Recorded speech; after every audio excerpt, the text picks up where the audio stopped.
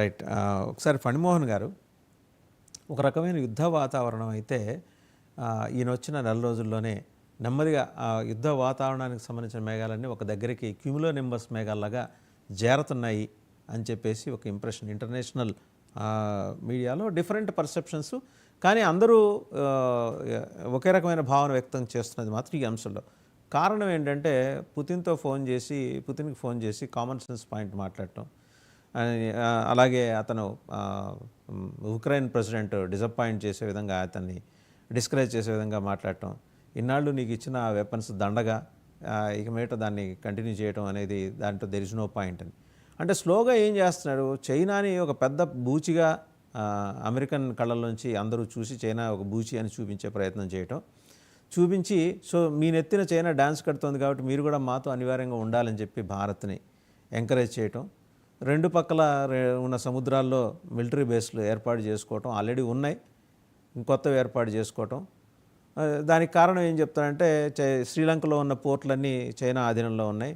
ఆ road initiative ద్వారా బంగ్లాదేశ్లోంచి already penetrate అయిపోయి వచ్చేసారు, మీరు ఇంకా మిగలరు, మీరు యుల్ బి నోవేర్ అని చెప్పేసి ఫ్రైటన్ చేసి మొత్తం కబ్జా పెట్టే ప్రయత్నం, మీరు అనివార్యంగా మా కూటమిలో ఉండాలి. ఇదేమన్నా అంటే ఇప్పటికిప్పుడు ఓవర్ నైట్ ఏదో అయిపోతుందని కాదు, కానీ థర్డ్ వరల్డ్ వారి దిశగా ట్రంప్ తెంపరితనేమన్నా ఆ దిశగా నడుస్తుందంటారా? ఇప్పటికిప్పుడు అయిపోతుందని ట్రంప్ అవును సార్, అవును.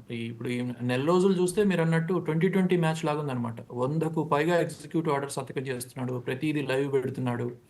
ఏ దేశ ప్రధాని, ఇప్పుడు మన మోడీ గారిని చూస్తే అసలు ఆయన ప్రెస్ మీట్లు పెట్టిందే లేదు గత 15 ఏళ్లలో. మొన్న ఏదో ఓవల్ ఆఫీస్లో తప్పదు కాబట్టి ఇక్కడ కల్చర్ కాబట్టి, కానీ 15 ఏళ్లలో ప్రెస్ మీట్ పెట్టింది లేదు, మనం విన్నది లేదు. అట్లాంటిది ప్రతిరోజు లైవ్ టెలికాస్ట్ పెట్టి ఓవల్ ఆఫీస్లో ఎగ్జిక్యూటివ్ ఆర్డర్స్ మీద ఎగ్జిక్యూటివ్ ఆర్డర్స్, ఇదేదో 2020 మ్యాచ్, క్రికెట్ మ్యాచ్ చూసినంత ఉత్కంఠ, రోమాలు నిక్కబొడుచుకునేటటువంటి పరిస్థితి. వేరే ఏ ఎంటర్టైన్మెంట్ అవసరం లేదు. దీన్ని సర్ప్రైజ్ అండ్ ఆ అంటారు అనుకుంటా పొలిటికల్ థియరీలో. సార్ ప్రసాద్ గారి డాక్టర్ చెప్పాలి, she deeply into political engineering.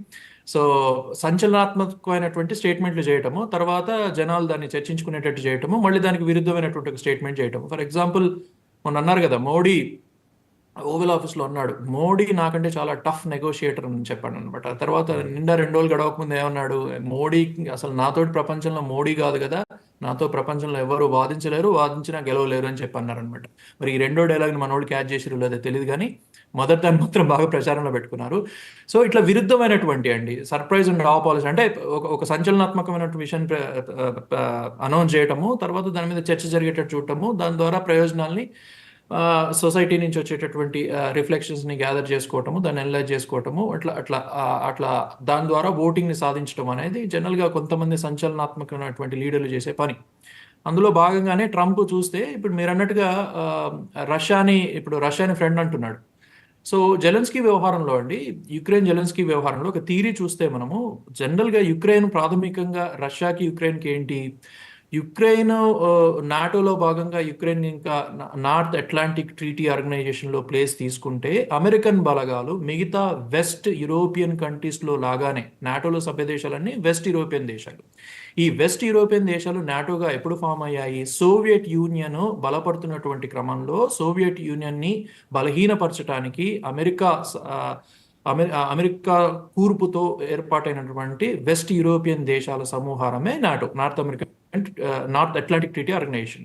తద్వారా ఏమైంది, అమెరికా ప్రతి దేశంలో కూడా తన మిలిటరీ బలగాలను మోహరించడం జరిగింది. సరే ట్రంప్ 1.0లో లేదు మేము ఉచితంగా ఇయ్యం, మీరు 2% జీడిపిలో మాకు రేట్ పే చేయాలన్నారు, ఇప్పుడు దాన్ని 5% చేశారు. సో సమ్హౌ అక్కడ కూడా మనం ఎందుకు పెత్తనం తీసుకోవాలి, మనం ప్రయోజనకరంగా ఉన్నటువంటి గ్రీన్లాండ్ కానీ తర్వాత పనామా కానీ ఇటువంటి చోట్ల ప్రాక్టికల్గా ఎక్కడైతే మనకు అవసరమో అక్కడే తీసుకొని మిగతావన్నీ ఈ అన్నెసెసరీ ఫండింగ్ను వదిలేసుకుందాము, అన్నెసెసరీ ఎక్స్పెండిషన్ వదిలేసుకుందామని మిగతా అన్ని చోట్లనే ట్రంప్ ఆలోచిస్తున్నాడు. ఇక్కడ ప్రధానంగా రష్యా ఎందుకు దిగింది అనేది ఒక నేపథ్యం చూసుకుంటే మనము యుక్రెయిన్ తోటి, ఒకవేళ అమెరికా సరిహద్దులో బలగాలను మోహరిస్తే అది ఎప్పటికైనా థ్రెట్టే రష్యాకి.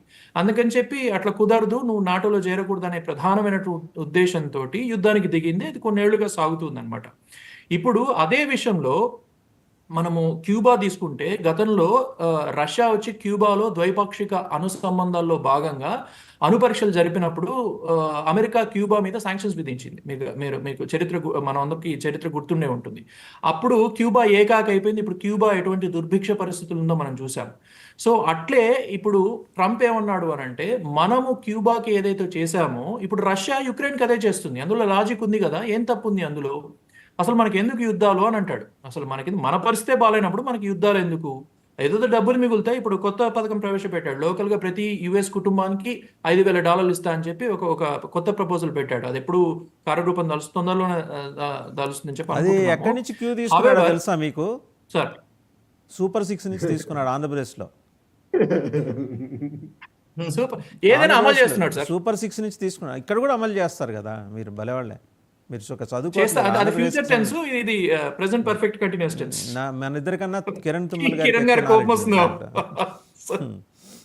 Sir, so back to topic sir. Zelensky విషయంలో కానీ పుతిన్ విషయంలో కానీ మీరు చూస్తే ఇప్పుడు ఇండియా కూడా మరి ఈ సోషల్ జియోగ్రఫికల్ ఈ స్ట్రాటజీస్ లో ఇప్పుడు ఇండియా కూడా జాగ్రత్తగా ఉండాల్సిన అవసరం ఉంది. ఎందుకంటే రష్యా ఇప్పటిదాకా ఏకోన్ముఖంగా భారత ఫ్రెండ్ లాగా ఉంది. బట్ ఇప్పుడు పరిస్థితులు చూస్తే మరి ఆయన ట్రంప్ కి దగ్గర అవుతున్నాడు. మరి ఇప్పుడు కూడా చూసుకోవాల్సిన అవసరం ఉంది. So back to point sir, ఇప్పుడు రెండు విషయాలు జరిగిపోయాయి. ఏంటి, అమెరికా ఎయిడ్ దీనికి ఏది జెలెన్స్కీకి యుద్ధానికి సంబంధించి ఆగిపోయింది. రెండోది నాటోలో చేసే పరిస్థితి కనపడట్లేదు. పూర్తిగా ఇది ఉక్రెయిన్ యుద్ధానికి సంబంధించిన వ్యవస్థ ఆగిపోయిందా? మరో యుద్ధానికి తెరలేస్తోందా? రాబోయే లేదు సార్. ట్రంప్ ఉన్న రోజులైతే యుద్ధాలకు పెద్దగా సాగుతుందని చెప్పి వ్యాపారాలు ఎట్టి పరిస్థితుల్లో ట్రంప్ ఉన్న జమానాలో అయితే కాదు. అవునండి, ఆయన తుపాకులు అమ్ముకోవాలంటే వ్యాపారం చేసుకోవాలి కదా, వ్యాపారం చేసుకోవాలంటే యుద్ధాలు కావాలి కదా. అంటే రిటైల్ గా కూడా అమ్ముకోవచ్చు కదా సార్, హోల్సేల్ గా కాకుండా రిటైల్ గా కూడా అమ్ముకోవచ్చు కదా. ఇప్పుడు F-35 కొనుక్కొని వచ్చింది అందులో భాగంగానే కదా. నేను కరెక్ట్గా ఆ పాయింట్ దగ్గర ప్రసాద్ గారి దగ్గరికి వెళ్తాను. ప్రసాద్ గారు, F-35 అనే ఒక అనివార్యతని మన నెత్తిన రుద్దటానికి గల కారణం ఏంటి? అవి వాటి పనితీరు మీద చాలా సందేహాలు ఉన్నాయి. అవి పెద్ద ఫిటైల్ ఎక్సర్సైజ్ అదే అని చెప్పేసి అబ్జర్వేషన్, ఇంటర్నేషనల్గా ఎక్స్పర్ట్స్ అబ్జర్వేషన్. అది మన నెత్తిన మనం ఎందుకు బలవంతంగా, అంటే ఇండియా, మీరు యుఎస్ కదా, ఇండియా ఎందుకు బలవంతంగా రుద్దించుకుంది అది? ఇప్పుడు ఈ కంటిన్యూషన్ ఇది చూస్తే మీరు ఇప్పుడు ఉక్రెయిన్ ఇది ఇప్పుడు యుఎస్ అమెరికాలో ఎట్లా ఆలోచిస్తారంటే, ఇప్పుడు మీకు ఏదైనా ఒకటి కొత్త ప్రాజెక్టు మొదలు పెడితేనే డబ్బులు వచ్చేది, కొత్తది ఏదైనా చేస్తేనే. ఇప్పుడు ఆల్రెడీ ఉన్నది. ఇప్పుడు ఫర్ ఎగ్జాంపుల్ ఇప్పుడు ఆ గాజా వాళ్ళందరినీ తీసుకెళ్ళి అక్కడ పెట్టి అక్కడ మేము పెద్ద రియల్ ఎస్టేట్ డెవలప్ చేస్తా ఉన్నాం. అట్లా ఏదైనా ఒక పెద్ద ప్రాజెక్ట్ డెవలప్ చేస్తేనే అమెరికన్ ఎకానమీకి డబ్బులు వచ్చేది. అట్లాగే ఇప్పుడు ఉక్రెయిన్కి ఈ ఆయుధాలు ఇవ్వటం వల్ల అమెరికాకి నష్టం యాక్చువల్గా. ఎందుకంటే అది వాళ్ళకి అమ్మట్లేదు, ఉక్రెయిన్కి అమ్మటల్లా, వాళ్ళకి హెల్ప్ చేసి ఇస్తున్నారు, ఆ నాటోలో పార్టీగా ఇస్తున్నారు. ఇదంతా మనకు నష్టం. దానివల్ల ఏమైంది, ఇప్పుడు రష్యా నుంచి